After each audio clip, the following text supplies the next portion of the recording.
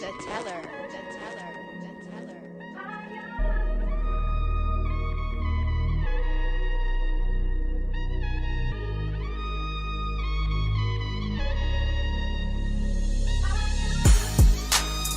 It's another day. Left jab, right jab. This is MMA.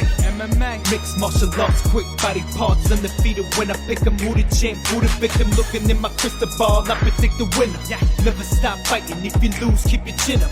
Know how the game go. I'm a smart fella. Welcome to the show. This the MMA fortune teller.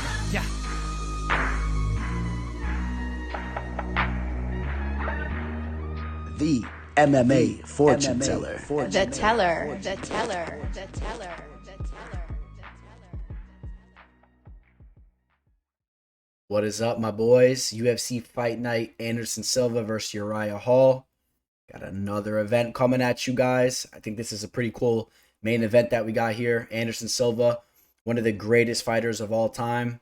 And speaking of the greatest fighters of all time, how about Khabib Nurmagomedov pulling off the victory once again and possibly retiring from the sport? I'm not sure if that's exactly true. If there ever was a fighter that says that he's going to retire and maybe his word really carries weight, it probably is Khabib. But I got my fingers crossed that somehow we see him fight inside the UFC once again down the line. He's still very young. He's at 32 years old, I believe, just turned 32. Khabib is a guy that's essentially in his prime right now. Says he promised his mother he was going to retire after this fight, but I'm hoping that's not the case. I really want to see him fight at least possibly GSP, Tony Ferguson, possibly Michael Chandler's out there. There's some really nice matchups for him, but it seems that he's going to retire from the game, and we'll work our way over to this past weekend's card before we look forward at the Anderson Silva versus Uriah Hall card. And it was a very exciting event. It was another profitable event here for the teller. Hit 3 of my 4 plays, only lost 1 play on the card, and it was a very small play, a 1.5 unit stab at Justin Gaethje. I did lose betting against Khabib, but we're going to get into that. We'll start here at the bottom and we'll work our way up. Just to give you guys a heads up, I'm going to be putting out a video in regards to the lightweight division, the future of the lightweight division. I'll have that video out to you guys relatively soon. I want to touch upon some possibilities for the UFC, what they may or may not do as far as crowning a new UFC lightweight champion, and some possible contenders for that belt moving forward. And but here we go, man. Here was the event from this past Saturday. Joel Alvarez looked very good. Looked good on the feet with some leg kicks, and then Alexander Yokolov was able to get the fight down to the ground. He is a strong grappler, but Alvarez showed that his BJJ is nasty. And a lot of people know him for his ground game. And once again, he shows, working in his guard, pulling off the armbar. He is nasty. Miranda Maverick, this is a girl. You guys got to keep an eye on her. I told you she's a tough chick. The line was high. I didn't have anything to do with this fight. The line was so high. But Miranda Maverick is the real deal. She stopped the fight. Obviously, Jujoa's nose was just absolutely disgusting. They had to stop the fight there. Then we move our way over to the Jung versus Sam Alvey fight. I talked a little bit about this on my Instagram story this past Saturday. Jung, in my opinion, made a horrible mistake the way he fought this fight. This was a fight that was an easy victory for him if he wanted to pick it up. You know what I mean? It was just sitting there on the ground, just pick it up. The same way I talk about some of those bets. Although I stayed away from this fight because I thought stylistically there could have been a little bit of a problem there. Jung, the guy that likes to favor his boxing, and then you got Alvey, the counter striker, who likes to use his hands as well and actually has some good defense with his head movement. Jung, all he needed to do was do what he did initially, continuously walk down Alvey, push him against the cage, but you gotta mix in the leg kicks. You gotta mix in the leg kicks and just stay out of range on Alvey's counter shots when he starts throwing those little 1-2-3 combinations with the counters as he's dipping and dodging his head. Instead, though, Jung was chasing him down. He was cutting off the octagon decently, but getting way too close and getting into Alvey's counter-striking range and eating some shots himself. And although Jung looked really good in the third round, basically gave away the first and the second round, where he really could have just sat there and just worked the legs of Alvey and just won an easy decision. Like I said in my Instagram stories, story, sometimes the recipe to beat Alvey might not be the most entertaining, but he just leaves it there for you. He doesn't put out a lot of volume. Alvey's volume will only consist if you give him those opportunities. Otherwise, you can just sit there and just whack his legs and just outpoint him to a lackluster decision. But Jung, I will give Jung credit, whereas he definitely seems to be the type of fighter that's trying to put on a fan for the show, put on a show for the fans. So I will give him credit there, and I think that the split decision draw was reasonable there. Although maybe you could argue that Jung won one of the first 2 rounds with his pressure, and then he obviously won the 3rd round in a solid way, landed some nasty elbows. Maybe he could have won the fight. Okay, in the next bout, we got the UFC newcomer Shavkat Rakhmonov. Looked very good, pulled off the guillotine choke. Alex Cowboy Oliveira was looking decent in the clinch, throwing some knees. I thought that's where he could have had an edge in this fight, but Rakhmonov showed that this guy is just legit. Strong grappler, he's very physically strong, and this is a guy we'll keep an eye on moving forward. You guys do know I picked Cowboy Oliveira to win that fight. No action there, but I am a big fan of Cowboys. I've made money on him in the past, and having that UFC experience, I thought he might have had an edge here as well with his striking, and that wasn't the case. So shout out to the UFC newcomer, who looks to be a promising fighter. In the next fight, now this is where the money started to come in, man. Like I said, hit 3 of my 4 plays. Casey Kenny takes out Nathaniel Wood. That was a 5-unit play for me. That's another time that Casey Kenny brought some money back for me. His new nickname for me is Bring It Home Kenny, just constantly bringing the money home. I'm a big fan of his. I will say this: I thought he won rounds 1 and 3 decisively, but Nathaniel Wood looked a lot better than I thought that he would have. I thought Nathaniel Wood was more of just a polished grappler that was a decent striker, but Nathaniel Wood shown that he's very technical on the feet and shows to have some really good skills in there with the stand-up game. I think that Nathaniel Wood's going to be a major problem for a lot of fighters moving forward. And I really think that Casey Kenny is I'm not sure if I want to say a future title challenger, but a possible future title challenger. This guy has some real potential, and he'll be working his way up right to the top of the division. I'm very high on him. He has great hips, good takedown defense, and his striking is really coming together. You see the way he throws his combinations with his hands. Puts a lot of power into those shots, and I think he's going to give guys a lot of problems inside the octagon moving forward, and I'll continuously monitor his fights and look to make money on him. So I felt that all of you guys should have been on that play. The line dropped as that fight got closer to the actual fight. Nathaniel Wood, the line actually shot up on him. Casey Kenny, the line dropped. You could have got Kenny right around -155, where he was around that -190 range. So I hope that you guys saw that and made some money there. Tai Tuivasa knocks out Stefan Struve. This was a fight, man, where I really didn't want to pick either of these guys. I like to fade both these guys, but Tai Tuivasa, I'll give him credit. Looked good in there, got the knockout against Struve, and a guy that probably should retire from the game at this point. I know Tai Tuivasa has really been grinding it out and putting some time in with some of these good camps like AKA and whatnot. Man, he's really trying to solidify himself, as a stable UFC heavyweight fighter. A guy that's going to consistently be in the UFC, doesn't want to get cut. And, it showed. He got the knockout there. Props to Tai Tuivasa. He's a cool guy. And I was hoping that Stefan Struve would have won that fight. But again, I kind of looked to fade both these guys. So, that was just a product of the fact that one of these guys had to win, in my opinion. We move over to the next fight. Makhmud Ankalaev takes out Ian Cutelaba. This was a 6-unit play for me. Grabbed him right around -285. Got him early before the line started to blow up. Like I said in my prediction video, I said I was a little surprised to see where the line was, because this fight was just supposed to happen not too long ago, and Ankalaev is cruising around that -300 range, mid -300 range, but you could have grabbed him right around -285. I thought that was a snipe. Like I said in my Instagram story, if you guys don't follow me on Instagram, catch me over there. Instagram, MMA Fortune Teller _. But like I said, Makhmud Ankalaev to me is a guy that could potentially be the next light heavyweight champion moving forward here relatively soon. Ian Cutelaba is just a tough customer, but I don't see him having that potential, in my opinion. I think that if he's lucky, he'll be a tough outing in the light heavyweight division and a kind of a gatekeeper type of fighter.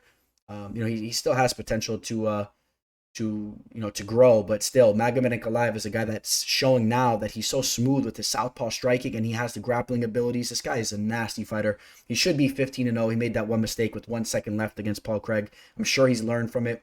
And that was 2 units away from being a max play for me. You guys should have all bet on that play. If anything, you could have also thrown him in a parlay with somebody. That was a great parlay leg. But those are the types of plays that you guys got to be targeting if you want to play it safe, man, and just consistently make these events profitable. In the next fight, we had Lauren Murphy, who took on the newcomer Cachoeira. Lauren Murphy looked very good. You know, she's really she's out there barking, man. She's barking to be a top flyweight fighter, man. She's out there winning fights, and she's been consistently grinding for years, man. She's looking good. Pulls off the rear naked choke, and we'll see how she looks moving forward. She needs to get another victory, I think, before she could really start talking about getting a big name fight, in my opinion. But we'll see. Phil Haas gets the knockout within 18 seconds against Jacob Makhmud. Jacob looked like he just froze up out there. Phil Haas, we talked about it. Phil Haas is a guy that has all the potential in the world. Freak athlete. This guy is a legit wrestler, a very legit wrestler. But he's also shown that he's a very athletic striker as well. Can knock dudes out. He is a guy that I didn't touch this fight. I wouldn't have looked to parlay that fight. Phil Haas has dropped the ball a couple times, as I talked about, and his chin is questionable at times, and he needs to prove to me he can do that consistently before I would have thrown him in a parlay or something like that. I think I thought, and I still do, think that Makhmud is a dangerous fighter at times. He has some grappling and some boxing ability, and but Phil Haas looked great out there. No action there.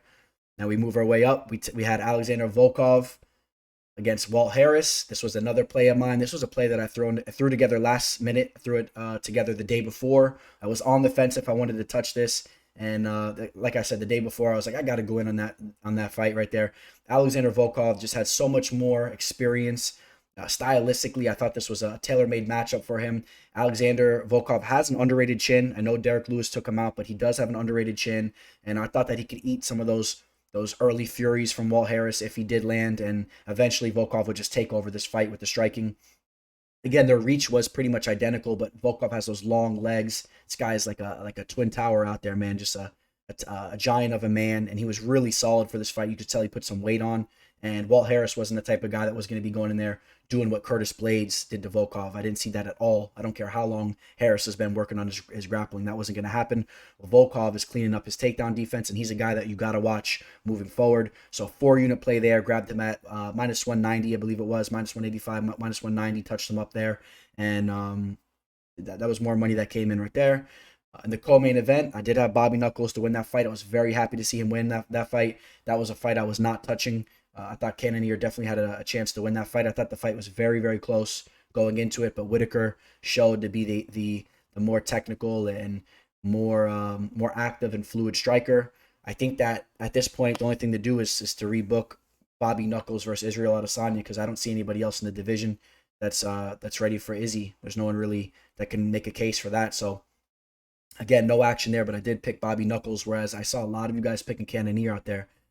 People have been underestimating Whitaker ever since he lost to Izzy the first time around. Let's not forget the skills that Whitaker brings to the table. I saw people picking Darren Till over him, and I see people picking Cannonier over him. I was on him for both those fights. I'm still a big fan of his. Not sure if he has the ability to take out Izzy, though.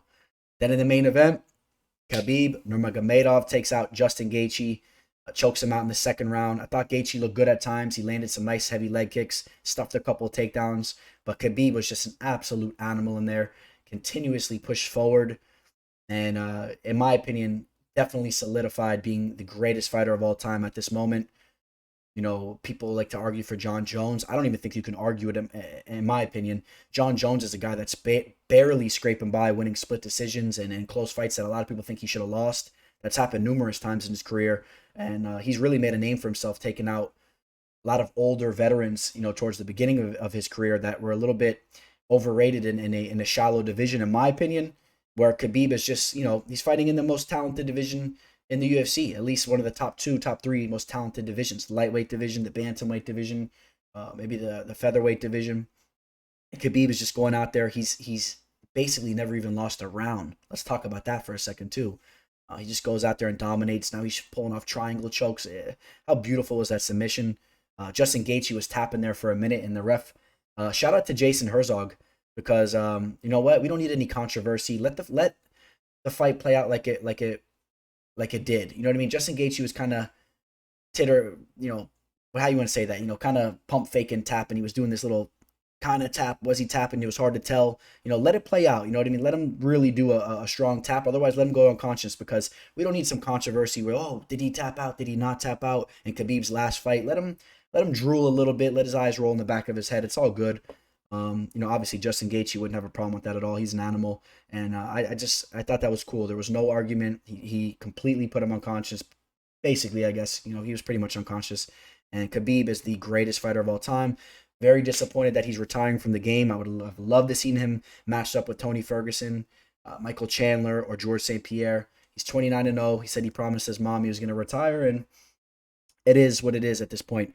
But again, 3 for 4 on the card. It's another profitable event for me. I've been stringing off profitable events, other than the card that took place last week where I only lost 1 unit. And again, even the events that I've been losing periodically, very, very small losses, keeping them 1 unit and under, like almost breaking even. That's what it's all about. And then capitalizing on another profitable event. We profited almost 6 units or so on this event. And that's what it's all about. That's what it's all about. I felt the hate. I love it. I felt the love too, but a couple of haters were popping up, and I love that. I love when the haters come. Like I say, that's when I know things are really running smooth. The haters start coming out of the bushes. They lost some money. They're getting jealous because we're winning money, and that's what it's all about. Shout out to everybody that made money out there, and for those of you guys that had a tough card, we'll bounce back. Let's bounce back for this event. Hopefully, I can help you guys out with some insight on some of these fights. Now, this is an event that I do feel that there should be a lot of favorites winning these fights, in my opinion. So we're going to talk about that here in a minute. Not a lot of live dogs, in my opinion. I mean, every fight, there's technically the dog is live. It's the fight game, but I'm not sure if I see a lot of these dogs winning these fights. But so we're going to get into the card here. Anderson Silva taking on Uriah Hall. A beautiful retirement fight for Anderson Silva. A beautiful stylistic matchup against Uriah Hall. You see the fight card here. Got an awesome co-main event. Bryce Mitchell versus Fili. Holland and Muradov. That's a good fight. Hardy's on the card. Some guys. Adrian Yanez. Shout out to Adrian Yanez. We had him on MMA Live Discussion. Kid that shows some promise. And we'll get into the first fight of the card. Taking place in the bantamweight division. We got Miles Johns taking on Kevin Natividad, the Hawaiian fighter who is since relocated to Arizona, 27 years old, is Kevin Natividad. And this guy has some power in his hands. Definitely has some knockout power. And Miles Johns is a guy that's been working on his striking, but is more of a grappling-based wrestling type of fighter. Really has some good takedowns and top control in his arsenal. Training out of Fortis MMA. Miles Johns is a guy that we made money on in the past, so we always have respect for guys that have put money in the bank for us. And we had him against Cole Smith, and that was in his UFC debut after winning his Dana White's Contender Series fight. And in that Cole Smith fight, if we're really calling it how it is, even though I made money on the night there, that fight played out a lot closer than it probably should have. Cole Smith, he's a tough customer, but I wasn't really expecting Miles Johns to kind of dominate that fight. That really was not the case. So Miles Johns needs to keep cleaning some things up. And you see him here. This is the fight that we're going to be looking at this weekend. And Miles Johns is pumped. It's going down Halloween night. And this is a nice matchup here. As far as how these guys match up physically, Miles Johns is going to have a 1-inch height advantage with a 2-inch reach disadvantage. Kevin Natividad, this is a guy that really likes to use his hands. He likes to knock guys out. A very entertaining fighter. This guy's been waiting to make his UFC debut. He was actually scheduled to take on Brian Kelleher. You guys know about that. That was canceled. Had a couple canceled fights here. Coming off the victory against Kyle Estrada over at LFA. And this guy has really been a staple over in LFA. Been winning fights over there for some time now. And again, definitely has knockout power in his hands. But you know what? Miles Johns has shown to have a pretty solid chin. So, if he doesn't get that knockout, Miles Johns is going to be in his face, man, for some time. And, for 15 minutes, really. It's going to be in his face. I do like Miles Johns' pressure. I like his striking defense, decent head movement. And I like the pressure he puts. He goes in for takedowns. He'll relentlessly go in for takedowns. And I like Miles here. I do like Miles here. I like the fact that he has the grappling in his back pocket. That's what I like about him. As far as the striking goes, I can see the striking exchanges. being relatively pretty much even. Natividad, man, he's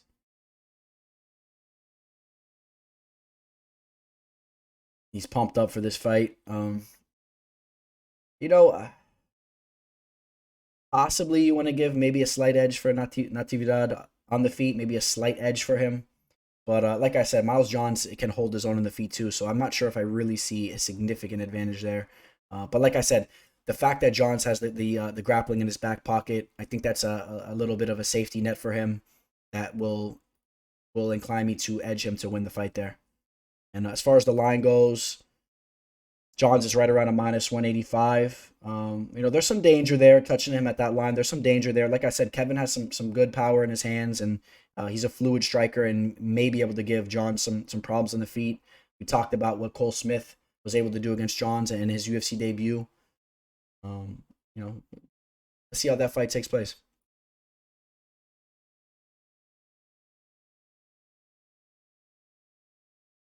All right, in the next fight, we got Courtney Casey taking on Priscila Cachoeira, taking place in the flyweight division.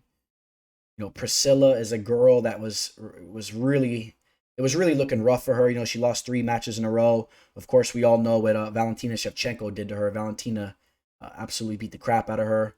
Definitely took some years off of her MMA career, in my opinion. I mean, the damage that was done in that fight. The fight should have been stopped a little bit earlier than it was. It was nasty. And then after that, she loses to Molly McCann, who, Molly McCann has decent boxing, but really hasn't shown to be that high of a level of a fighter in the division. I don't know. Then she loses to Luana Carolina. It's another loss. That's 3 losses in a row. She had her back against the fence, and then she goes out there and she knocks out Shayna Dobson, which that was a big victory for her. If she would have lost that fight, she was definitely done. Shayna Dobson, Shayna Dobson looked pretty decent, I think, in her last fight. So Shayna is a girl, you don't really know what to expect from her. Sometimes she looks like crap, then she shows up a little bit. It's a little bit interesting with her. But that was a big victory, getting the knockout on the feet. And now she gets a big matchup here against Courtney Casey. Courtney Casey is a girl that is, in my opinion, one of the nastiest strikers in the division. I love her Muay Thai. If she can continuously work on her takedown defense and keep the fight on the feet with these girls, she's going to give them a lot of trouble, and she's going to win a lot of fights. Unfortunately for her, she was not able to do that in her last fight, where she did lose to Jillian Robertson. But Jillian Robertson is just, a stud of the division. Jillian Robertson basically smothered her for that entire fight and then pulled off the rear naked choke. But Jillian Robertson's a high caliber fighter. I don't think I could say the same thing for Priscila. And I think this is a fight for Casey to go in and really inflict some damage here. I think that Casey's going to go in there. She has a 2-inch reach advantage. Same height, training out of the MMA lab. Her boyfriend is, a very solid fighter in Drakkar Klose. So, that's always a great thing when you see these fighters that are in a relationship. I think it really benefits the girl even more so, where the girl is able to consistently train with a male UFC fighter. Man, that's pretty cool. In and outside the gym, because they got their little training going on even at the house, whatever they're doing. I mean, I think it goes a long way. And like I said, I'm very high on Casey. I think that she's a very, very tough outing for any female. And I talked about her striking, but she does have grappling abilities as well. I've seen her pull off some nasty submissions in there. And we'll pull up some of those nasty submissions she has. Now, look, this 9-8 record, very, very deceiving. If you guys are not familiar with Courtney, don't look at that 9-8 record and think that she's a bum of a fighter, because she's not. Pulls off the beautiful armbar against Mara Barella. We've seen her pulled off the beautiful armbar against Randa Marcos. I mean, she's dangerous off her back as well. Needs to work on her get-up game and her takedown defense a little bit more, but she's dangerous, and she's been putting it together. I mean, you look at her losses here. She lost to Claudia, Eric, Watterson, Cynthia. Cynthia's a stud. Jillian Robertson. These are good fighters, so no real shame on these recent losses. Priscila, I do not think that she's going to be on the level of Casey here. But again, it's women's mixed martial arts. Sometimes, you get surprised in there. Sometimes these fights play out closely. But I do expect Casey to go in there and win this fight. And in fact, I really expect Casey to put it on her on the feet. I expect her to rough her up there on the feet. So Courtney Casey is the pick, and she is a relatively big favorite here. Right around a minus 235. So, like I said, man, this is a type of card. I don't know. You guys let me know. If you guys have some dogs in this card, bark them out in the comments. But I don't know. I don't see a lot of dogs that I'm edging to win these fights. Dustin Jacoby taking on Justin Ledet. Dustin Jacoby, this is a guy, had an initial stint in the UFC a while back at a lower weight class. Continues to polish up his game outside the octagon. He has some kickboxing matches over there in Glory Kickboxing. Gets an opportunity back in the UFC in Dana White's Contender Series, and he absolutely just looked phenomenal in there. I mean, you see the striking has really, really jumped leaps and bounds. Obviously, fighting over in Glory Mixed Martial Arts, this guy was really just polishing up his striking for a while. So you saw that his striking game really elevated to another level. Justin Ledet is a guy that really has a more of a boxing a boxing background. He relies on his hands. He's in there. He's very light on his feet. Likes to bobble around with his head movement and likes to be light on his feet and throw those nice straight punches. I think that this is a tough match for him. This was a fight against Alexander Rakic where he got brutalized with the leg kicks, and a lot of people were favoring Ledet in this fight. I don't know if you guys remember, this was about 2 years ago, and Rakic just made a name for himself, chopping the legs down and just beating the crap out of him.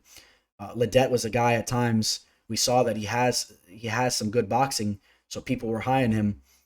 But, Ledet comes in there very relaxed. He's light on his feet. You can work him with the leg kicks. And stylistically, I think this is a tough fight for him because, like I said, Jacoby has the kickboxing background where Justin Ledet has more of the boxing type background. And I think Jacoby is going to be a little bit more versatile on the feet. And I think he's going to win the stand-up exchanges. And I expect this fight to take place, for the most part, on the feet. I think this is going to be more of a stand-up type of fight.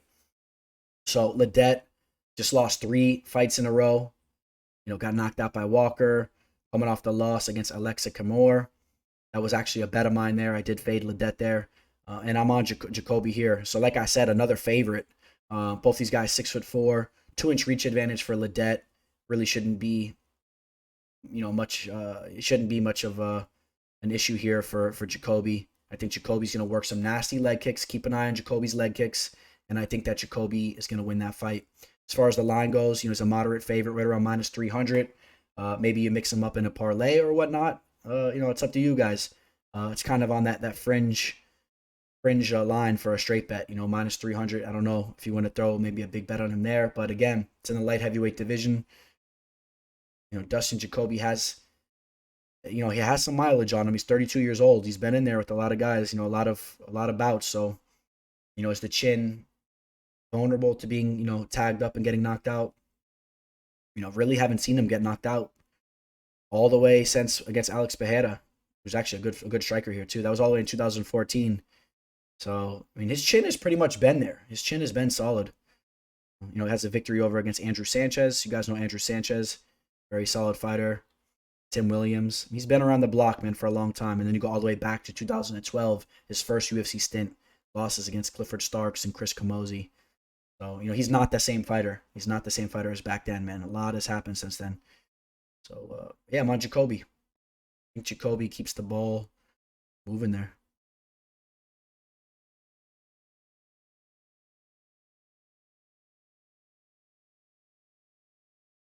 All right. Now we got a welterweight bout. This is a fight that maybe a lot of you guys are not too familiar with.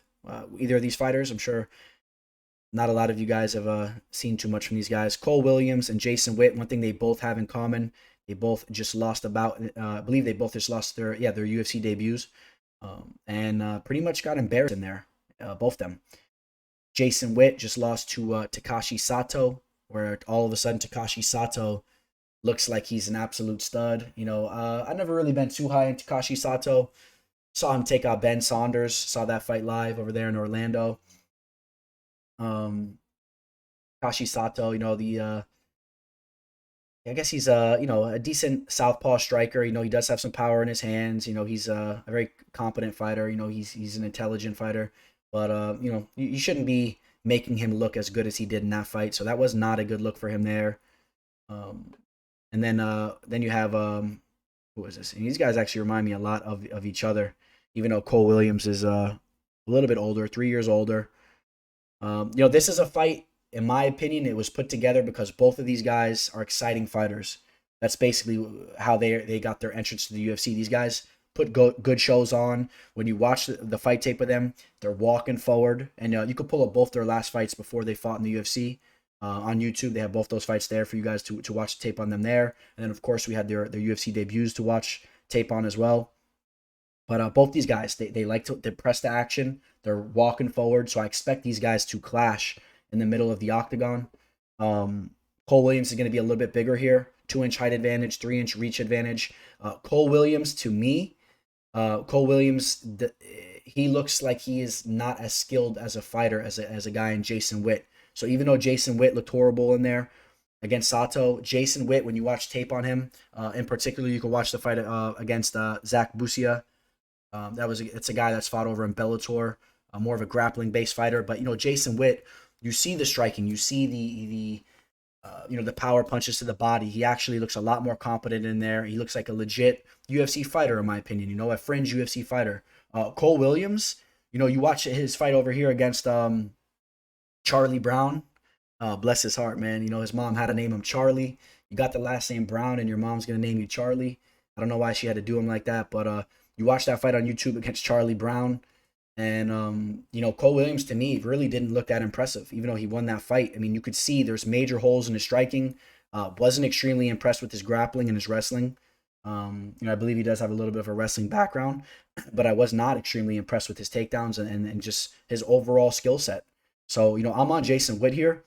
Jason Witt's right around a -145. So, I mean, the line is pretty close here. It's not like he's a major favorite, but I do think that Jason Witt is the better fighter. But then again, you're talking about a guy, he's 17-6, but just looked like a fighter that shouldn't be fighting in the UFC after what Takashi Sato did to him.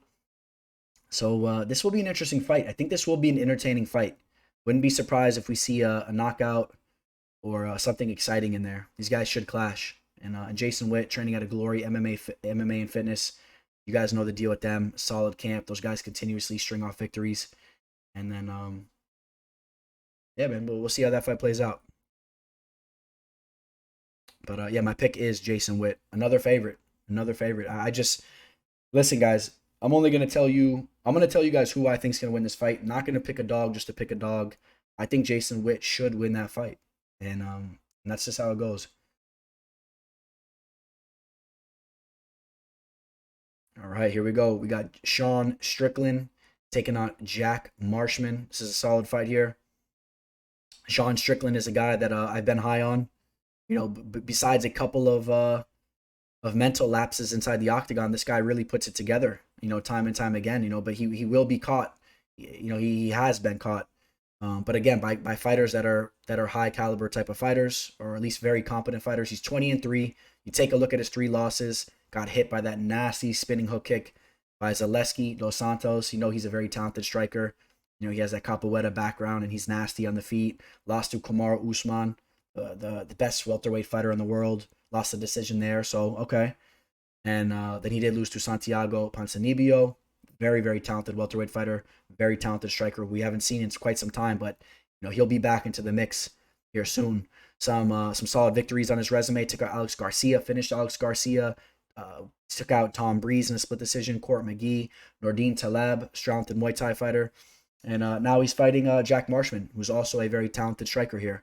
So, Jack Marshman is a guy, this was against Ryan Jans, who's a jiu-jitsu-based fighter, has horrible striking, but you were able to see Marshman really showcase his boxing. That's really what his strong skill set is. Marshman likes to use his boxing, has good hands. And if he can keep the fight on the feet, he can give any guy a run for his money on the feet, and he has some good boxing there. Sean Strickland, in my opinion, is the more well-rounded mixed martial artist. Used to go by the nickname Tarzan. I don't know if he still does. He shaved his head, but this guy, he has a good frame on him. See him brushing shoulders here with Johnny Walker, and good grappling abilities, good jiu-jitsu, good striking.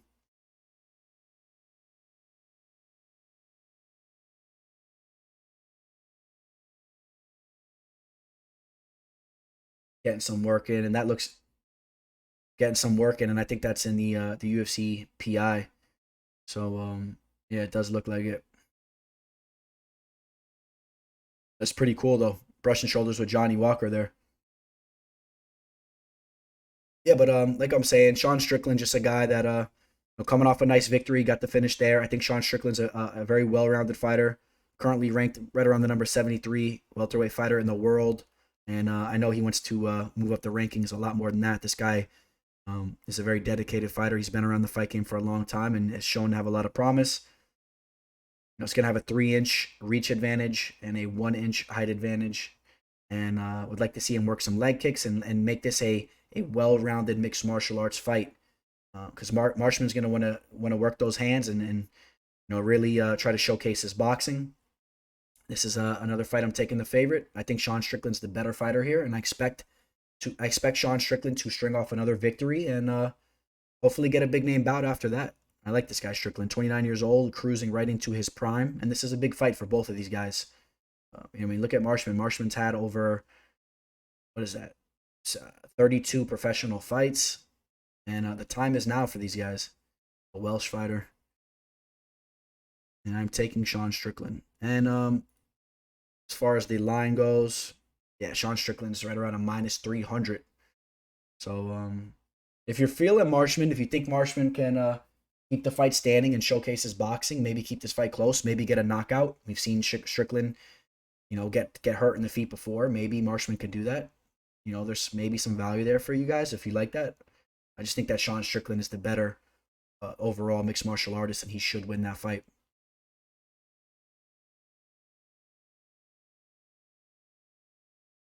All right, we got a bantamweight matchup here. Big shout out to my boy Adrian Yanez, who we had the pleasure of speaking with, for quite some time. We talked to him there for a while, man. He was chilling with us. And Adrian Yanez is a very, very cool customer. One of the coolest guys I've had the pleasure of chatting with. One of the coolest fighters I've talked with. This is a guy that has, explosive boxing. His dad was a professional boxer. A lot of you guys know the story with his father. His father passed away, and he's really doing this for his dad and whatnot. His dad always wanted to see him be a successful fighter, I believe, in one way or another, boxing or MMA. So really living for his dad, and just an awesome guy. And even besides that, man, it's not even just about his personality. This guy has some real potential. You saw it in his Dana White's Contender Series fight. Took out Brady Huang, knocked him out there. And Brady is a guy, although I'm not sure if he's UFC caliber, he's a very competent fighter. He is a solid fighter, so that was a solid win for him there. And Yanez is coming in as a pretty big favorite. Now, Victor Rodriguez coming off the Alaskan mixed martial arts scene. This is a guy that was a little bit hard to pull up a lot of tape on him. I know this guy does have some finishing ability. He has been going out there finishing some guys. Not the biggest of names, but he's been doing his thing. Victor Rodriguez. I expect Yanez to use his boxing and to be the more polished fighter. Coming out of a legit camp. The Alaskan mixed martial arts scene is it's not as good as I would hope for it to be quite honest. You look at some of the top Alaskan prospects here. Of course, Uros Medic. I don't know how he's not the number one prospect, because that guy is a guy we definitely want to keep an eye on. If you guys remember Uros Medic coming off Dana White's Contender Series. But as you guys see, there's not a lot of names here that are really recognizable. And I'm a little surprised because, being a fighter coming out of Alaska, I don't think there's that much to do out there besides, maybe train and fight. And, it's not like you're getting distracted by a lot of things, and you would think that warriors would just be molded by that whole atmosphere out there. But we really haven't seen it that much. Maybe we'll see it start to evolve over time. If you guys remember, I forget his name. His name slipped my mind. Oh, Cody. The hell was his name? Cody something. But he had one of the nastiest guillotines in the game. If you guys remember him from The Ultimate Fighter back in the day, he had the long hair, that tough Alaskan dude. He was an awesome dude. I really enjoyed watching that guy fight. If you guys know what I'm talking about, comment that below. If you guys are some of those OG mixed martial arts fans, we're watching those old Ultimate Fighter shows. Cody, I forget his name. Tough dude, man. He worked on the crab boats out there, and was talking about drinking beers when you come in, fighting and shit, and that's why he just started to fight. But here's the modern Alaska scene, and this is the guy you want to keep an eye on. So we'll see if we'll see if Victor Rodriguez can make a name for himself. And like I said, very limited tape, but I'm taking my boy Adrian Yanez. Adrian has some real deal boxing, and I expect him to work his hands here and to be able to stuff takedowns to keep this fight on the feet. And he'll be a little bit more of the rangy fighter in here, a little bit bigger. And maybe the line's a little high, but it's hard to say, man. Like I said, not a lot of fight footage on Victor Rodriguez, but I'm supporting my boy Adrian Yanez big here. And maybe you could see him for a victory speech and MMA live discussion after he pulls off the knockout. So big shout out to Adrian Yanez. If you guys want to check out that interview, it is here on the channel. MMA live discussion episode 15. And this was right after he got his knockout on Dana White's Contender Series.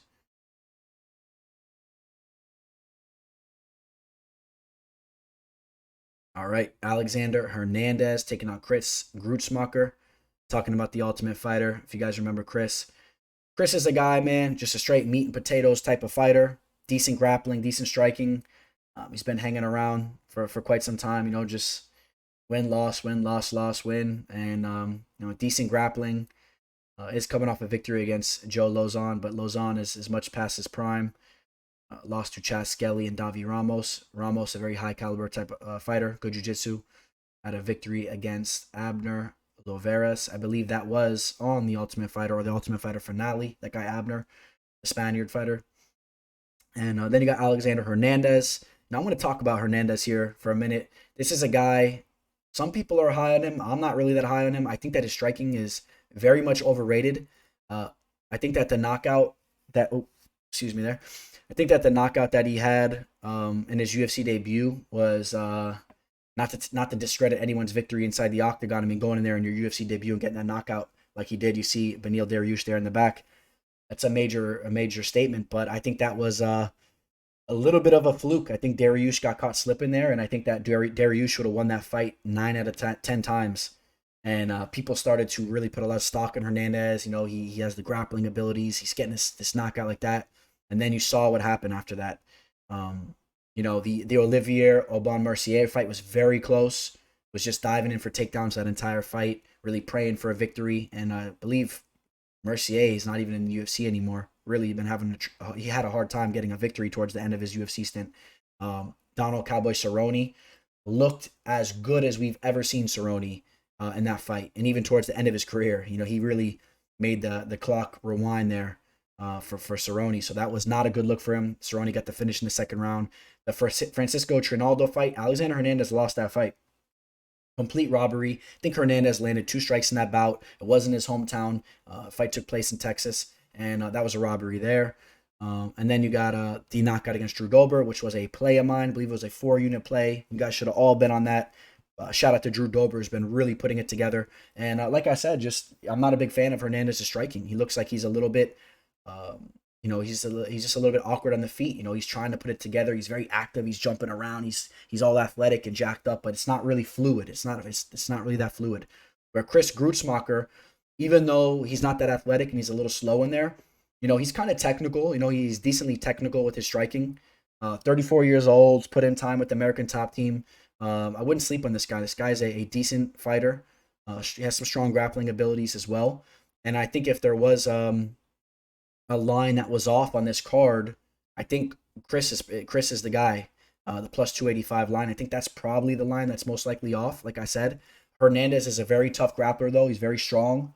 He's very athletic, and I don't want to discredit him too much. I just think that he's a little bit overhyped, and I got to take Hernandez to win the fight for the sheer fact that he's the better fighter. He probably should win this fight, but I'm letting you guys know if there's a live dog on this card. I think that Chris Gruetzemacher may be the live dog, but there's also the possibility Hernandez goes out there and just outclasses him.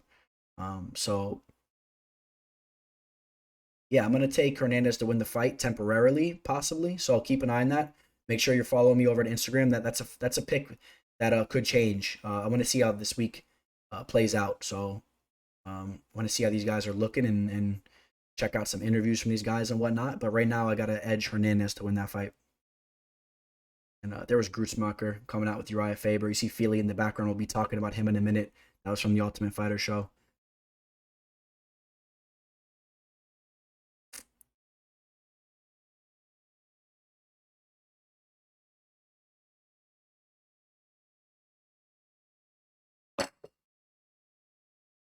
All right, boys. We made it to the main card. Bobby King Greene taking on Thiago Moisés. Bobby Greene looked very good in his last fight against Alan Patrick. Lando Venata, that was another fight that was good. I picked him to win that fight. A lot of people were in Venata. And then I did have him mix in a parlay against Clay Guida. Came through for me there. So big props to Bobby Greene coming in as a minus 270 favorite. Line may be a little bit high. Thiago Moisés, more of a grappling specialist, more of a jiu-jitsu based fighter, is could definitely pull off the submission on you if this fight goes down to the ground. He's very tricky. We saw him in his last fight really getting worked against Michael Johnson. Michael Johnson was really putting it on him, and it's a shame for MJ because that was a fight that he was looking really, really good on the feet. He needed to get a victory there, and it looked like he was getting a little bit of a resurgence in his career. We all know how talented Michael Johnson can be on the feet. And then you got Moisés just getting the fight down to the ground. I think he pulled like an Amanari roll or something, got the fight down to the mat, pulls off the leg lock there and submitted Michael Johnson. But that just shows you how resilient and how mentally tough Moisés is, because he got beat up in the first round and then came out. I think it was in the second round, if I remember correctly, that he pulled off that submission. Pull it up real quick. Just curious if my memory serves me right. Yeah, it was in the second round. Pulled off the ankle lock. And, has a loss to Damir Ismagulov. Damir is a legit fighter. Been telling you guys he's a tough fighter there. Took out Kurt Holloway. Lost to Beneil Dariush. Beneil Dariush is the real deal. Strung off 2 victories here. Did lose to Robert Watley. You'd like to see him win that fight. But, again, Moisés is working on his striking. He's trying to polish that all up. He's working with the American Top Team, one of the best gyms in the world. He's only 25 years old. He is a dangerous fighter. Let him polish up his striking, and he's going to be a problem. Bobby Greene. Bobby Greene is a guy that has very underrated grappling and takedown defense. This guy has a good wrestling background. I'm a fan of Bobby Greene's. I like everything that he stands for. I think he's an awesome fighter. Very unorthodox and very, very, very smooth with his striking. He's very relaxed in there. Drops his hands a little bit, and but he's quick, he's fast, and he can get away with it. And he's a talented fighter. And again, man, we talk about who we're gonna pick in this fight. I gotta go with Bobby Greene, and he's a pretty heavy favorite here. And I think that Bobby Greene should win this fight for the sheer fact I could see Bobby Greene being able to keep this fight from touching the mat. I could see him doing that. I don't think that Moisés is gonna have the ability to get the fight down there.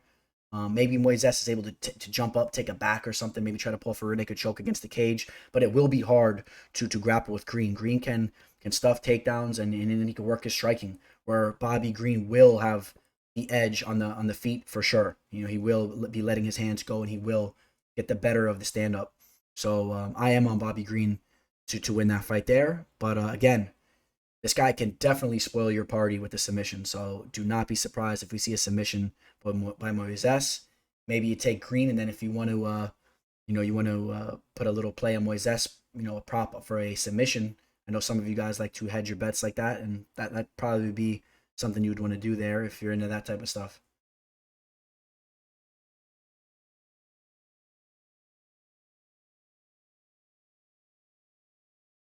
In the next fight, we got some big boys throwing down. We got Greg Hardy, the ex-NFL Dallas Cowboy, taking on Maurice Greene. Maurice Greene just pulled off a beautiful submission against Gene Vellante. That was a fight that he was losing, though. Let's not forget that. He was losing that fight before pulling off that Alexei Oleinik choke, right? Modified choke from bottom. I think it was like an Alexei Oleinik type of choke, man.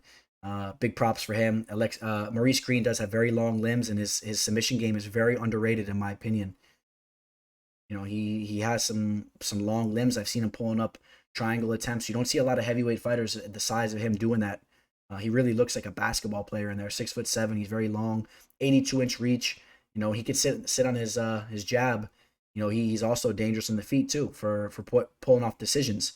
But the way that he looked on the feet against John Vellante, that was not a good look for him. Stock dropped a little bit, in my opinion, as far as the striking goes. Not super high in Vellante. Greg Hardy, he's only going to be better in there every single time he fights. He's 6-2 now. Greg Hardy's been making a name for himself ever since that Dana White's Contender Series fight where he knocked that dude out. Who was that? That guy he fought? That tall, lanky fighter. It was what was his name? Yeah, Austin Lane. That was his UFC debut. Then he had another victory against Gordon there. Had a little fight outside the UFC. The Alan Crowder fight, he was looking good in there, had the illegal shot. Yeah, and keep this in mind as well, man. Greg Hardy is a guy that does have some mental lapses in there, so he can cost you money in one way or another, even if he's winning a fight. The Ben Sassoli fight, he took a spray of his asthma spray. Cost me some money on a parlay I had him mixed in with. Still hit the other leg, but it cost me some money that should have been coming through from him. He won that fight. The Juan Adams fight, you guys know I was a big fan of Juan Adams. The first episode I ever had of MMA Live Discussion was with Juan Adams, and that's a guy that keep an eye on him. He'll work his way back to the UFC. That was a fight that Hardy looked very good in. Looked good in this Dimitri fight as well.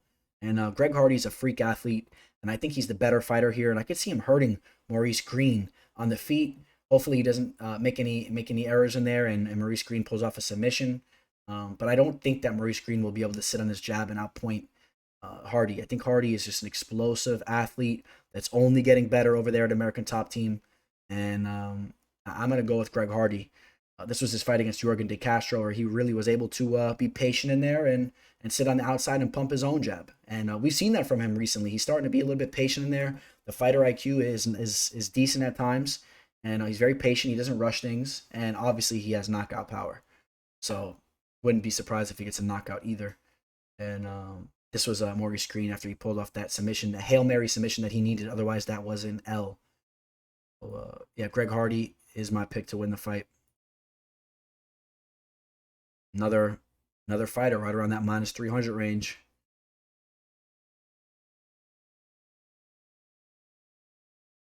All right, we made it to the co-main event. This is a solid fight here. Makhmud Muradov taking on Kevin Holland. Makhmud 24-6. This guy has been consistently winning fights. The Uzbeki fighter. This is a guy that Floyd Mayweather endorsed way back in the day. I know Makhmud has done a lot of training over there in Vegas. Has brushed shoulders with a lot of these guys, man, a lot of the boxing scene, and has really fallen in love with his hands. You saw him in his last fight against Trevor Smith, was able to get that knockout in the third round. That was a fight he was dominating anyway, was on his way to winning a decision, but ended up getting the knockout late in the fight. Makhmud is a guy that is very patient in there. He doesn't rush anything, and you saw that in that fight. He wasn't really rushing the action, but he knew that he was winning that fight, and he's a very talented striker. Then you have Kevin Holland, a guy that's very rangy. I mean, Kevin Holland's going to have a 6.5 inch reach here. Although Kevin Holland he likes to pump that jab out there, but he does put himself at risk at times too, man. Drops his hands low. I've been saying it for some time. Kevin Holland's a very talented fighter. I stand behind him a lot of times, but I can see him, and I think that we will see him get knocked out inside the UFC here eventually in the next couple of years. We will see him get slept, as he just puts himself in the line of fire, very much so. Now you take a look at that victory against Joaquin Buckley. You saw what Buckley did in his last fight, so maybe the stock goes a little bit higher in that fight. He was able to stop Buckley. But then you saw in his last fight, too, he was looking good towards the beginning of that Darren Stewart fight, but then Darren Stewart really brought it to him in the third round and was actually beating him up, man, with the ground and pound. He was talking crap to him. Remember that? Come on, Kevin. Come on, Kevin. He was dropping the elbows. That was a good fight for Darren Stewart, even though he lost that fight. Kevin Holland was a little down on himself, but that shows you the mindset that he has. Even when he dominated the first 2 rounds or won the first 2 rounds, he won the fight. He was down on himself. This guy has a championship mindset. He only wants the best for himself, and you got to respect that. This is a tough fight, a tough, close fight. This is another fight. I need you guys to stick with me throughout the fight. We can see my final selection because I am on the edge of picking Muradov. As I said, Kevin Holland will be knocked out inside the UFC. I don't know. This may be the fight that it happens. This guy is very talented, Muradov. I think his boxing is nice, and I think he carries a lot of power.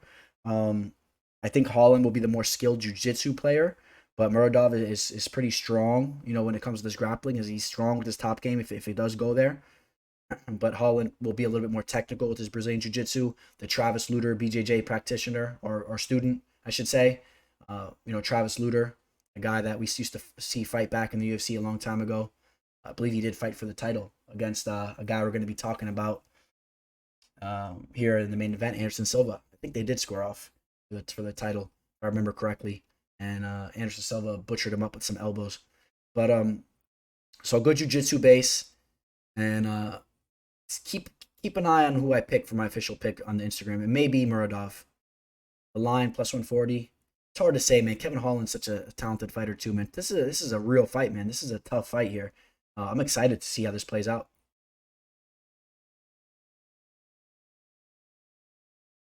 Now we made it to the co-main event taking place in the featherweight division. Super excited for this fight. I'm a big fan of Bryce Mitchell's. This guy is really making a name for himself, and I think this guy has all the makings to be a star in the UFC. This is a guy. He's been pulling off twisters inside the UFC. He almost pulled off the twister on Charles Rosa a couple times. Pulled off the twister on Matt Sales. He's in a 4-fight win streak. Tyler Diamond, we haven't heard from him in quite some time. Did lose to Brad Katona, but obviously learned from that fight. This was back in almost 2.5 years ago. So he was around 23 years old at the time. He just turned 26 here 3 weeks ago. Bryce Mitchell is still evolving in front of our eyes. His grappling is nasty. The pace that he pushed on Charles Rosa was disgusting. And if you guys are familiar with Charles Rosa, you know how talented he is on the mat. So that was very impressive. Andre Fili is a guy that really likes to keep the fight standing and likes to use his range. Has a 4-inch reach advantage here. Andre Fili has some talented striking. 30 years old, cruising right into his prime. Coming off that victory against Charles Jourdain, who Charles Jourdain is a talented fighter, as we saw. Very talented striker, and Fili was striking with him. Lost to Sadiq Yusuf. That was a close fight. Another top-level fighter. Fili fights the best of them. Shayna Mourice, he finished him there. Miles Jury, victory over Miles. Now Miles is over in Bellator. And then he had the split decision loss against Michael Johnson, where he played into Michael Johnson's strength, and he had the striking matchup. Bryce Mitchell, let's talk about him for a second. Like I said, just so tenacious with his ground game. When you watch him put the pace that he puts on the mat, it's just very alarming.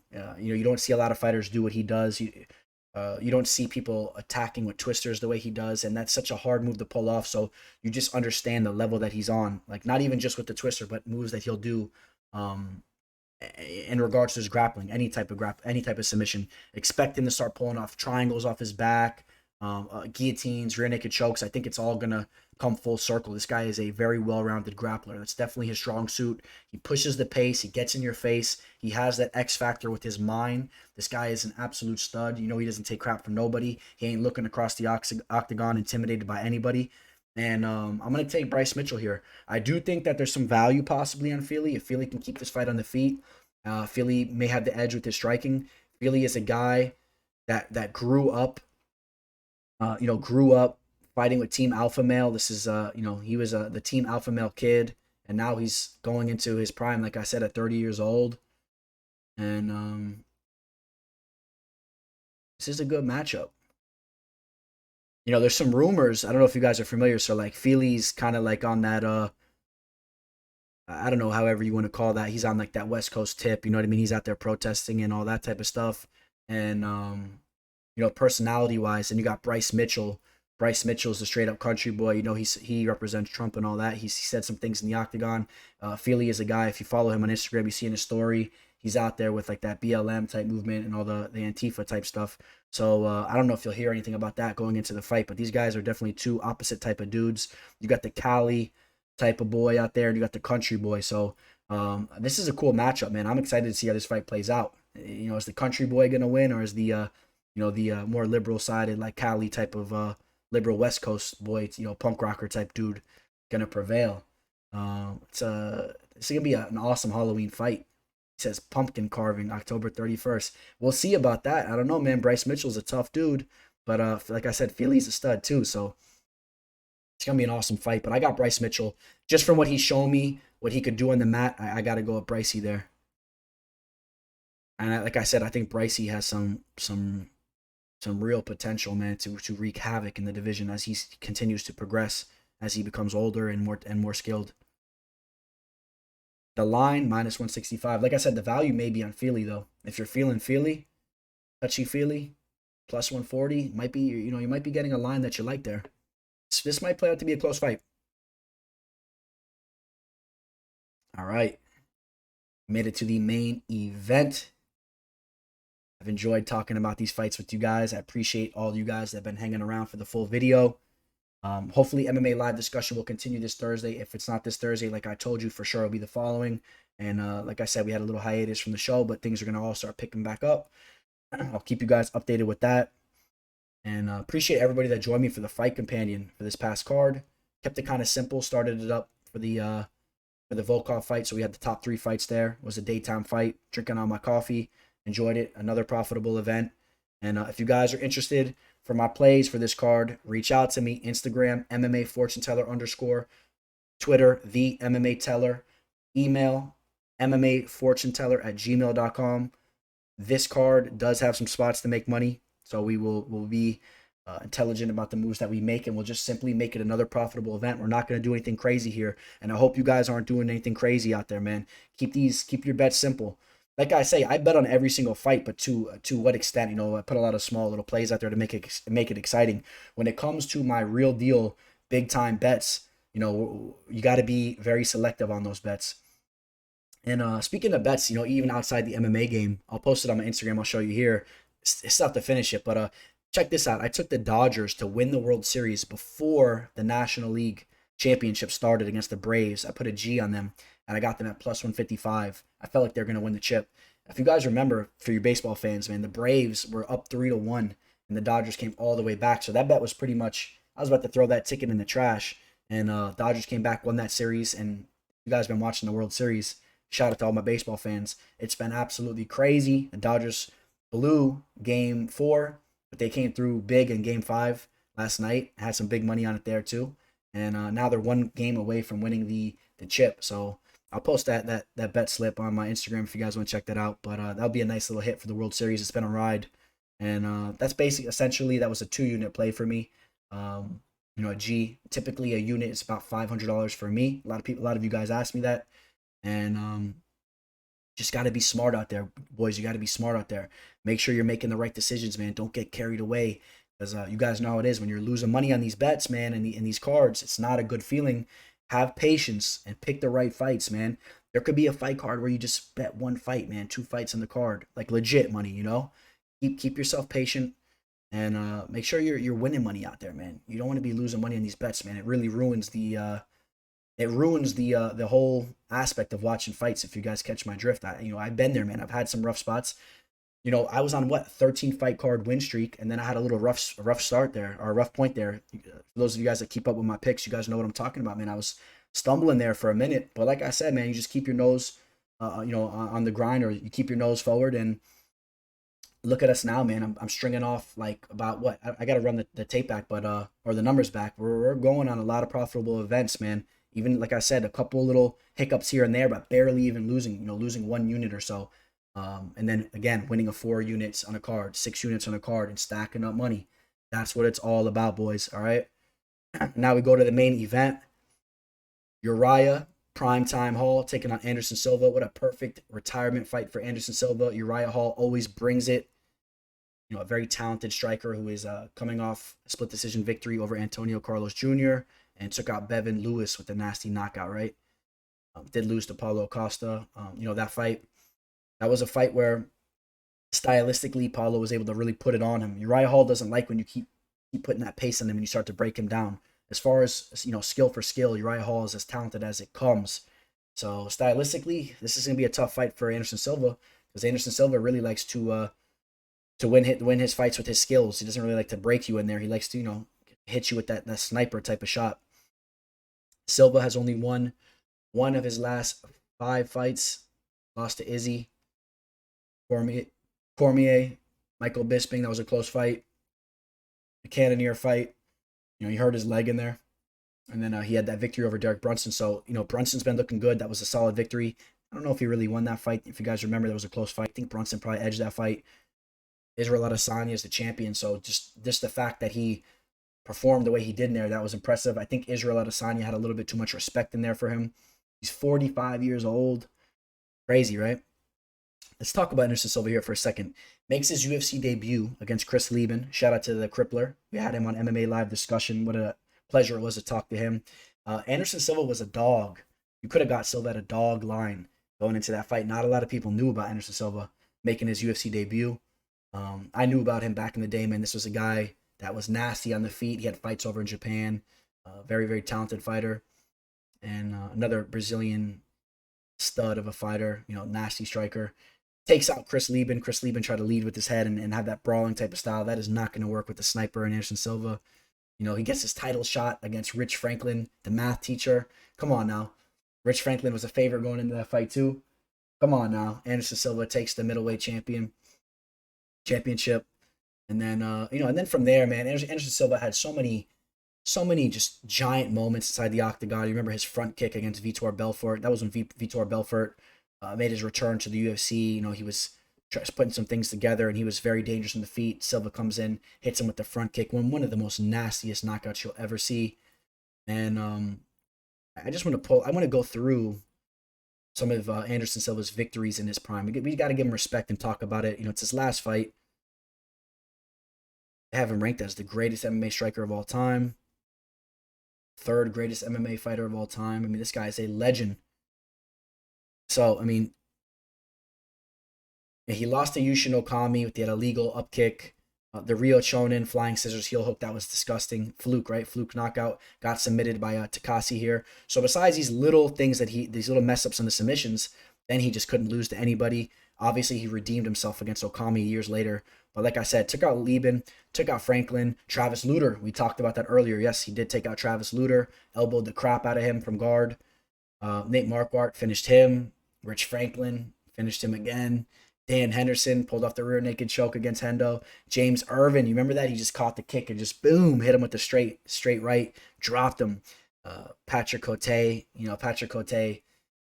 really didn't want to engage in that fight too much and eventually got stopped.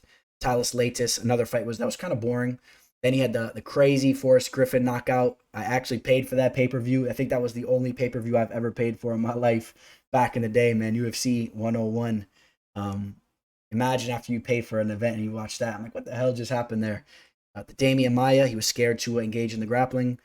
The Chael Sonnen